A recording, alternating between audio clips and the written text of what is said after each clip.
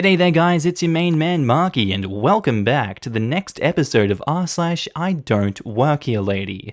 Now if you enjoy these stories, I want you to sit back, relax, chuck a prawn on the barbie, and tell me what you think of them down in the comments below. Posted by user Stormtrooper1989. Titled, "The owner of my work pulled the I don't work here lady on a customer." So I used to work at a bar. The owner was an ass, but he was great to work for. He was a super alcoholic and a great tipper. He had been permanently banned from every other bar in town, which was why he bought the bar. He had a policy that if he was drinking, he wasn't the owner. So if he got out of hand, we could throw him out, but not 86 or call the cops on him. Now, I also would like to add that all he did was sign the checks. He had nothing to do otherwise with the day-to-day of the bar other than drinking.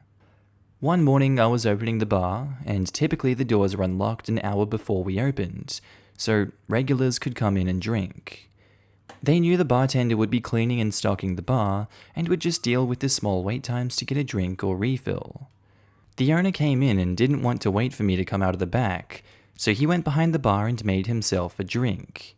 He then went and sat at the bar and put money on a rubber mat.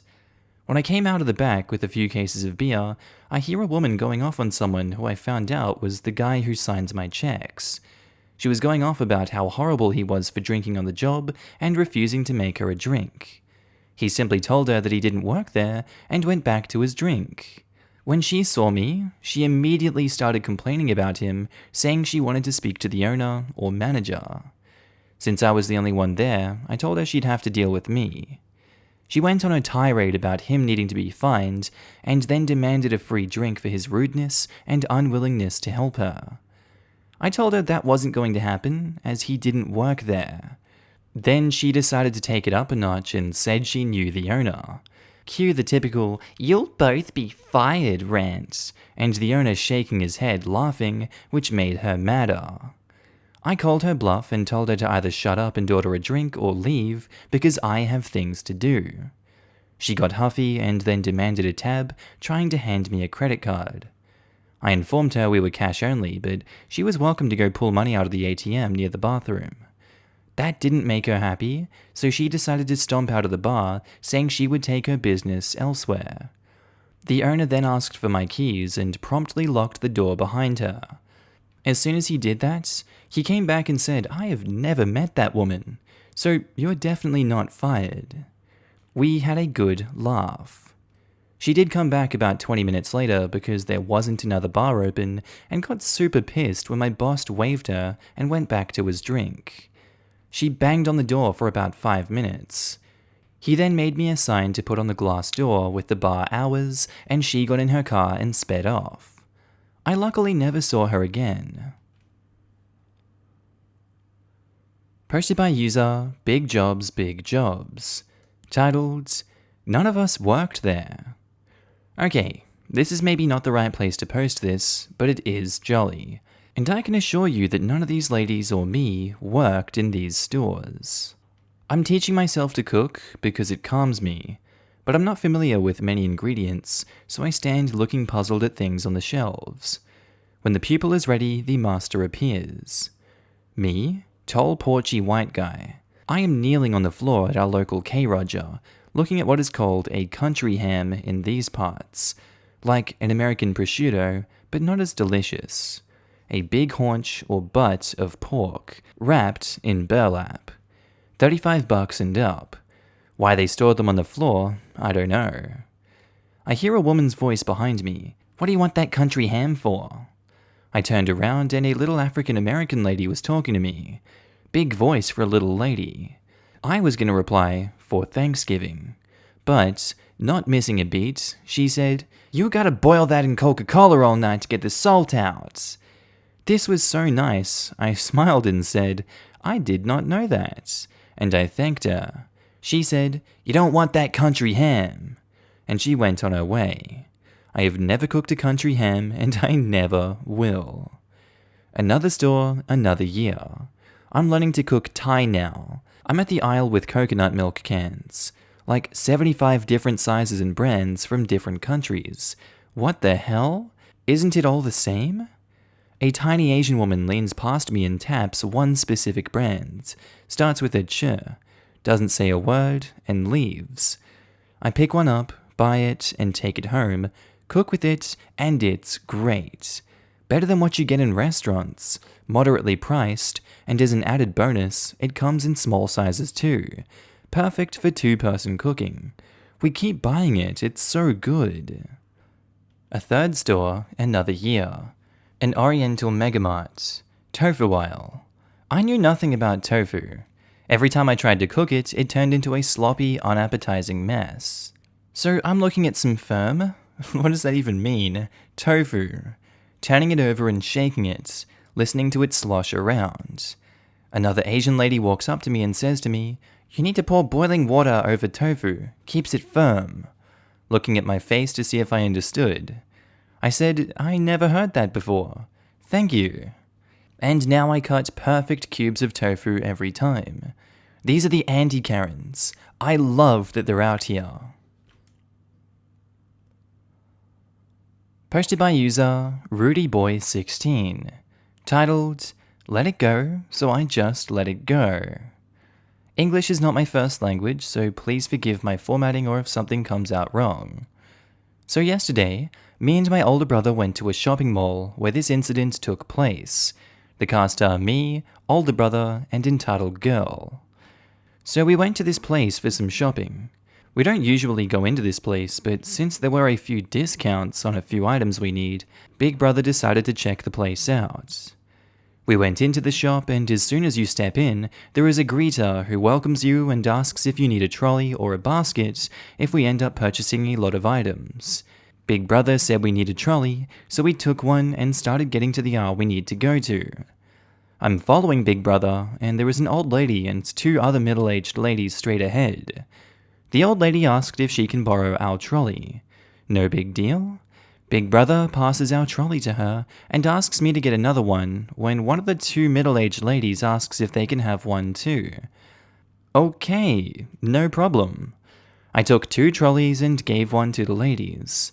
Big Brother and I were ready to go, but we saw a guy that he knew. So, Big Brother gave me the list and told me to scout the area. He used to be in the military, so scout first, and that he would catch up in a minute. I agreed and started looking for the items, and as soon as I thought I was getting close to the right aisle, entitled girl appears. She's probably in her 20s and has the attitude of a rich kid.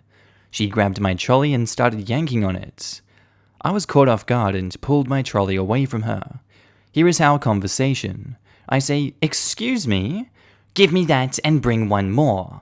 "What? Give me the trolley and bring me one more trolley." "Go get your own, mate. This is my trolley." "Are you out of your mind? We have a problem. Get me that trolley and get me one more." She kept yanking on the trolley. By the way, I'm not a big guy. I'm 5'11" and about 155 pounds. She looks about 5'1" or 2, maybe 85 pounds. She's using all her weight and muscles to try to pull the trolley back. That was good forearm exercise for me. At this point, I'm thinking, what in the world is she thinking? We're in a shopping mall, and she's asking for two trolleys because she has a problem? What's the problem? Maybe somebody got hurt and she's trying to put them in the trolley so she can get them to the hospital? I say, "Get your own. I'm not your servant." "Ah, give me that." By this time, Big Brother is done talking with his friend and is coming toward me. He made a gesture that said, "What's going on?" And I gestured back, "I don't know." But right there, I got my answer. Entitled girl says, "You work here. Get another trolley for me." Now I realized she thought I worked there. So I tightened my grip and said, "I don't work here." She loosened her grip and I thought this might be the end of it, right? Nope. Until this, she has been pulling the trolley facing me. Now she turns around and uses all of her strength to pull it while screaming, "Let it go." This time, Big B has almost reached me. He gestured what looked like, "Just let it go," so I did. All the force she had been using made her fly forward and crash. A few shop employees rushed to her. Big B looked surprised and said, "What the hell, dude?" I didn't notice until I heard the crash. Big Brother says, "Maybe we should take baskets." I nodded and left that place until I noticed what actually made that chaos. The employees were dressed in pretty similar clothes to what I was wearing, so it must have been confusing. But still, she should have asked if I could bring her the trolleys instead of yanking and screaming. I think this pandemic thing has made people more aggressive because people have been living alone for months without socializing. Posted by user Luri Elkari, titled Kid Sick at Self-Checkout. Quick note, I am merely the witness in this short story. The cast are me, good mum, sick kid, and rich man. About 14 years ago now, I was working at my local Walmart, put in charge of watching the self-checkout on a slow day. I will admit that back then I was inexperienced with people and lazy, but my few months there had taught me a lot about how nasty folks can get. Good mum comes rushing to the self-checkout with sick kid in her cart. He does not look well, and I can hear him saying as they come up, "I don't feel good, mum. I want to go home." Good mum clearly understands that her kid has become sicker since they came in and is trying to rush to get him home now. She is trying to soothe him while simultaneously fumbling with groceries and bare essentials, like soup and boxes of tissues. She says, "I know, sweetie, I'm sorry. Mummy is going as fast as she can." Well, along comes Rich Man. He has on what has to be the most expensive jacket I have ever seen. Full business, gold watch, tie, pricey shoes, perfect haircut, fit, carrying a lot of coffee. Everything about him makes me glad this is self-checkout, because my track record with rich folk treating me bad here is almost 100%. He begins checking out directly across from the good mum and the sick kid, his back facing them. Suddenly, sick kid starts to squirm and look around wildly. Mum, I need the restroom." Good mum looks up from the checkout and sees sick kid is not going to make it through her checkout. She practically flies around the cart, picks him up, and he projectile vomits across the self-checkout, all over Rich Man's expensive jacket. My jaw drops. It can't be real. As I begin to react, I'm watching Rich Man. He drops his coffee and is stunned for a moment when something I was not ready for happens. He turns around quickly, removing the jacket, dumps it on the floor, and walks quickly over to good mum and sick kid, kneeling because they are now on the ground. Good mum comforting her crying child with her eyes, practically begging for mercy at this point. And he says, "Is he okay?" And I walk up with towels, already on the radio for cleanup, and hand him one. He uses it to help clean good mother. The good mother says, "He might have the stomach flu. I just needed to pick up some things to take care of him, I'm so sorry." And he says, "It's okay, let's get him cleaned up." And good mum seems to finally really see the man and how he is dressed for the first time, and what happened to him. And she says, "Oh my god, do you work here?" Rich Man, wiping vomit off her back while I start on the floor, says, "No ma'am, just a dad myself. Hate to see a kid not feeling well."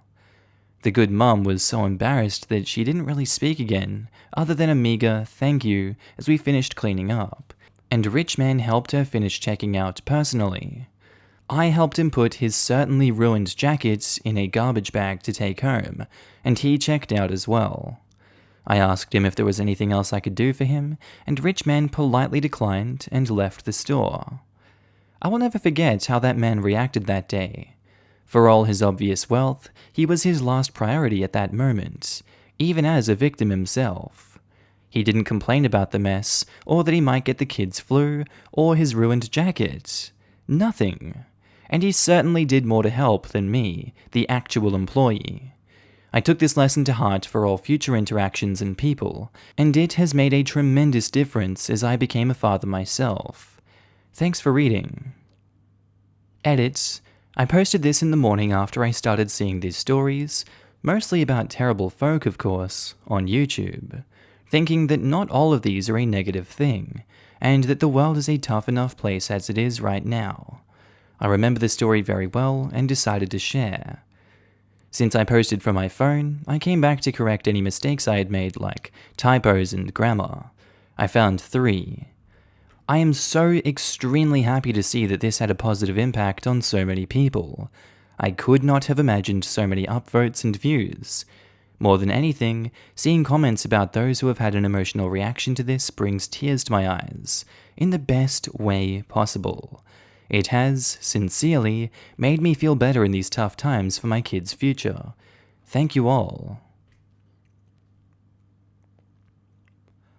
Posted by user Random Jottings, titled, "The I Don't Work Here That Broke My Heart."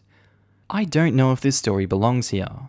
It's an Idontworkherelady story of sorts, but if you don't think it belongs, I understand if you wish to delete it. It all happened many years ago. We're talking mid to late 80s, and it's not a typical I don't work here story. There's no exploding Karen or any instant karma. Before I begin, I should just say that as a child, I was very close to my grandmother. Both my parents worked, and when I got out of primary school, I went to my grandparents' house until my mother picked me up. I also stayed with my grandparents during the school holidays. My grandmother taught me the basics of cooking, gave me a love of literature, and showed me the joy to be had from music. In about 1983, my grandparents emigrated to New Zealand to live near their son. My mother, their daughter, sadly died in 1981, and I was well settled in secondary school by then, so they felt making a move like that would be good for them. It was tough saying goodbye to my grandparents. I was very close to both of them, but especially my grandmother. Some years later, 1988 or thereabouts, I had started university. Just before the end of my first year, my grandparents came back to the UK for a visit. They were staying with my dad. Although he wasn't their son, he thought of them as his parents. Before Dad knew about their proposed visits, he had decided to have some work done to his house. He wanted double glazing installed and some work on the roof done. So when they arrived, there was a lot of activity going on around the house. About a week after my grandparents arrived back, my college broke up for the summer vacation and I traveled back home. I was excited to see Dad, but I was really excited to see my grandparents again. It had been a few years since I last saw them. We'd exchanged letters, but not seen each other since saying goodbye at the airport when they left for New Zealand.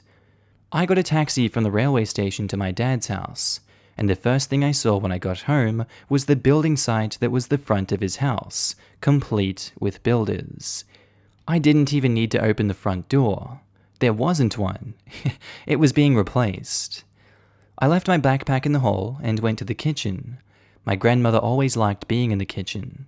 The kitchen was her domain and was the place she felt most at home. The kitchen was also at the back of the house and was the farthest away from all the work at the front of the house, so I went straight there. I opened the kitchen door and just stood there, smiling at my lovely, gentle, kind grandmother.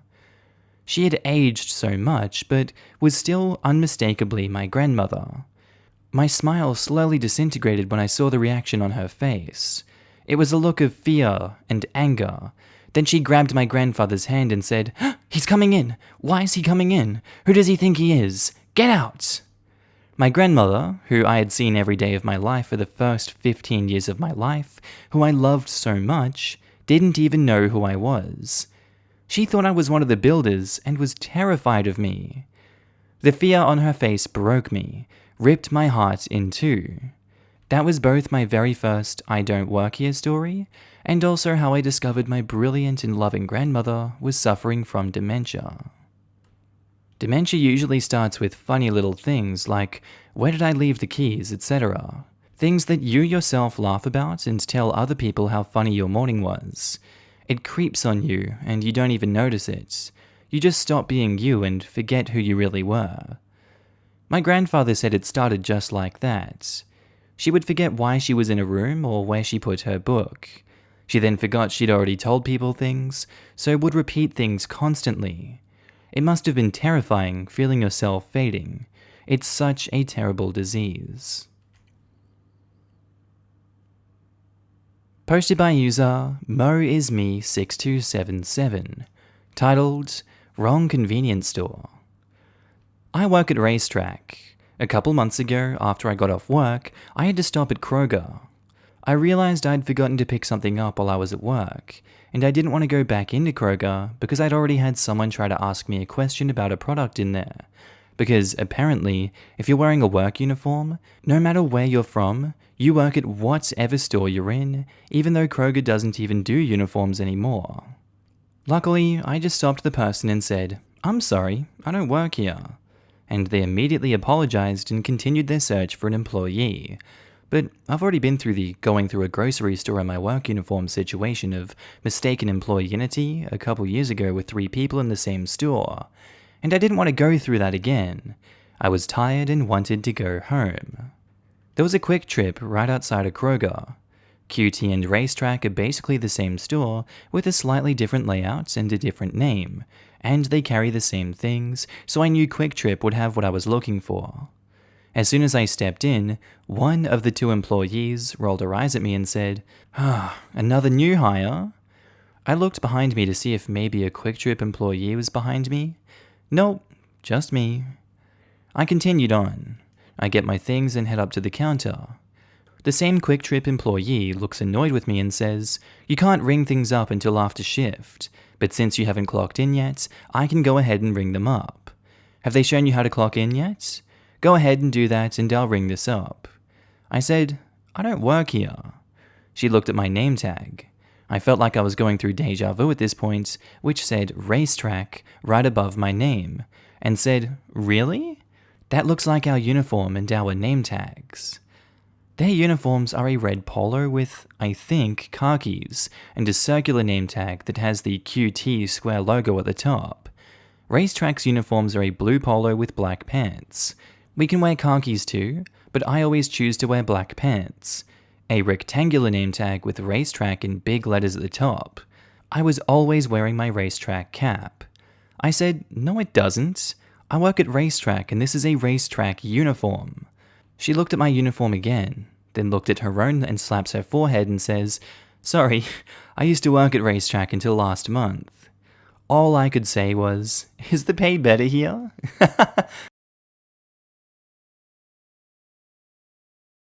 Alright, that's where I think I'm going to end today's episode, guys. As always, I really do hope you learned something or just really enjoyed the posts that were put up today. Quick shout out to all my new and existing Patreon and channel members. You should be able to see your name on screen right now, and if you don't, then I don't think you're part of the club, and you really should join the club because it's a great club. And I want to thank every single one of you guys for supporting me in this journey. It really means so much to me, and I love you all so much for it.